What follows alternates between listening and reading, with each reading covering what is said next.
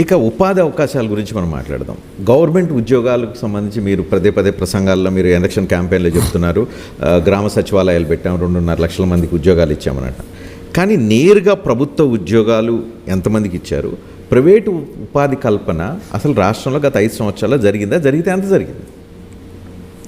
Exactly what I'm trying to tell you Rajani. ప్రతి విషయంలోనూ కూడా there is a record. A record has been created. Chandrababu Naidu గారి హయాంలో ప్రభుత్వ ఉద్యోగాలు ఎన్ని ఇచ్చారు అని అంటే 32,000. It's a data. మన హయాంలో ఉద్యోగాలు ఎన్ని ఇచ్చాము అని అంటే రాష్ట్రంలో మనం అధికారంలోకి రాక మునుపు వరకు రాష్ట్రంలో ఉన్న మొత్తం ఉద్యోగాలు ఎన్ని అని అంటే 4 లక్షలు. మనం వచ్చిన తర్వాత అడిషనల్గా ఇంకొక 2,31,000 ఉద్యోగాలు ఇచ్చారు. వీళ్ళంతా మన కళ్ళు ఎదుటే కనిపిస్తూ ఉన్నారు. గ్రామ సచివాలయాల్లోనే దాదాపు 1,35,000 మంది మన పిల్లలు కనిపిస్తూ ఉన్నారు. మన హాస్పిటల్స్లో 54,000 people have been recruited. Do you know specialist హాస్పిటల్స్లో నేషనల్ యావరేజ్ చూస్తే స్పెషలిస్ట్ డాక్టర్ల కొరత in government hospitals national average 61%. మన రాష్ట్రంలో గవర్నమెంట్ హాస్పిటల్స్లో స్పెషలిస్ట్ డాక్టర్ల కొరత ఎంతో తెలుసా? కేవలం 3.95%.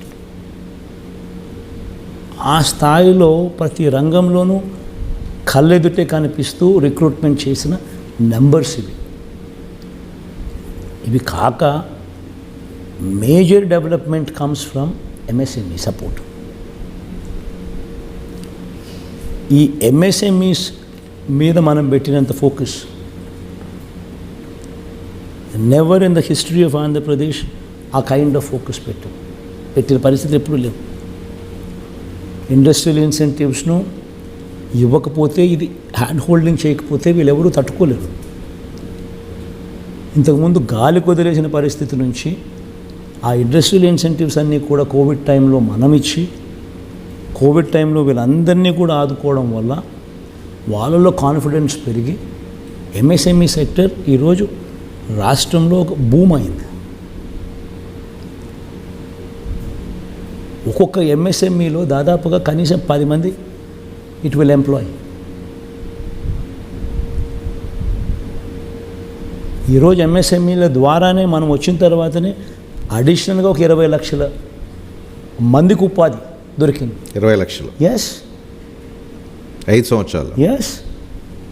2 లక్షల ఎంఎస్ఎంఈ యూనిట్స్ ఇంటూ 10 మంది వేసుకున్నా కూడా యూఆర్ టాకింగ్ అబౌట్ 20 లక్షల మంది. That is the power of MSMEs. And you know, పెట్టుబడులు చెప్తా ఉన్నా, చంద్రబాబు నాయుడు హయాంలో ఎంత పెట్టుబడులు వచ్చినాయి, మన హయాంలో ఎంత పెట్టుబడులు వచ్చాయి. చంద్రబాబు నాయుడు హయాంలో దాదాపుగా 30 చిల్లర వేల కోట్లు వస్తే ఇప్పుడు 1,00,000 చిల్లర కోట్లు వచ్చినాయి పెట్టుబడులు. ఇవన్నీ కనిపిస్తూ ఉన్న ఆస్పెక్ట్స్ అయినా కూడా మోస్ట్ ఇంపార్టెంట్ థింగ్ ఏంటంటే రజనీ, గ్రోత్ అనేది ఏంది, గ్రోత్ అనేది ఎక్కడి నుంచి వస్తుంది? మొత్తం గవర్నమెంట్ ఉద్యోగాలు 4 లక్షలు ఉంటే మా ప్రభుత్వం రానంత వరకు మేము ఇంకొక 2,31,000 ఉద్యోగాలు ఇచ్చినామనంటే చాలా బాగా ఇచ్చినామని చెప్పుకునే పరిస్థితి. ఎందుకంటే 50% గవర్నమెంట్ ఉద్యోగాలు యాడ్ చేసినాం. అంతవరకు ఉన్నంతవరకు అంటే దశాబ్దాలుగా ఉన్నదానికి మేము ఇంకొక 2,31,000 యాడ్ చేసేసరికి 50% అడిషన్. మేజర్గా ఉద్యోగాలు వచ్చేది ఎక్కడ అంటే ఎంఎస్ఎంఈస్ ద్వారా వస్తుంది. రెండోది self employed sections. Self employed sections అనేది గ్రోత్ను డ్రైవ్ చేస్తాయి. సెల్ఫ్ ఎంప్లాయిడ్ సెక్షన్స్ అంటే ఎవరు? రైతులు. 62% of the work force comes from agriculture. వ్యవసాయం నుంచి 62% మందికి ఉపాధి కల్పిస్తుంది. ఇందులో 50% of the farmers own less than ½ hectare. ఇది 1 హెక్టార్ దాకా తీసుకుంటే 70% ఆఫ్ ది ఫార్మర్స్కు పోతుంది. ఇటువంటి వాళ్లకు రైతు భరోసా కింద గతంలో ఎప్పుడు జరగల ఈ రకంగా రైతులకు పెట్టుబడి కోసం సహాయం చేసే కార్యక్రమం గతంలో ఎప్పుడూ జరగల. అటువంటి పరిస్థితుల్లో ఈ 50% ఆఫ్ ది ఫార్మర్స్కు మనం ఇచ్చే పెట్టుబడి సహాయం కింద రైతు భరోసా కింద ఇచ్చే ఈ 13,500 will take care of 80% of the production cost for 80% of the crops. అది ఒక సెక్షన్, సెల్ఫ్ ఎంప్లాయిడ్ సెక్షన్. రెండో సెల్ఫ్ ఎంప్లాయిడ్ సెక్షన్స్ గ్రామీణ ఎకానమీలో క్రియాశీలక పాత్ర పోషించేది పొదుపు సంఘాల అక్క చెల్లెమ్మలు, విమెన్ దేర్.